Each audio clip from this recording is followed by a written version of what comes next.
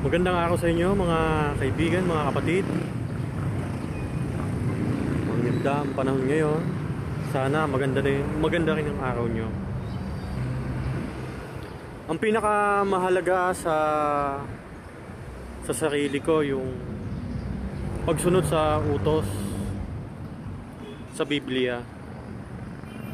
Yung mga utos ng Diyos na dapat mong isapuso araw-araw, yung mga payo niya, na kahit hindi mo alam yung mga verse, pero alam mo kung paano gawin. Kaya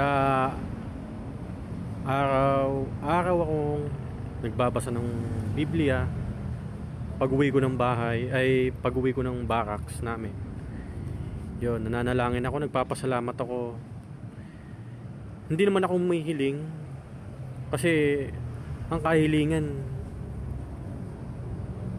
kusang ibinibigay ng Diyos eh. Kung totoo ka lang na sumusunod sa mga utos niya.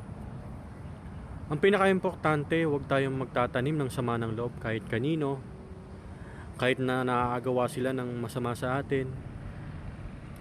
Huwag tayong gaganti, huwag tayong magkikimkim. Yun yung pinakamahalaga.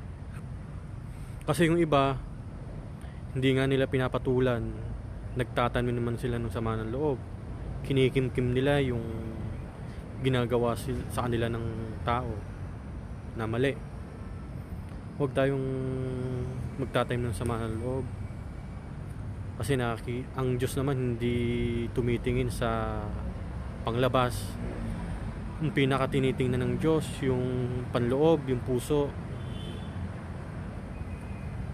Pasalamat po tayo sa Diyos araw-araw na naabangon tayo ng maayos at ligtas. Yun po ang ginagawa ko. Basa po tayo ng Biblia araw-araw. Maraming salamat po.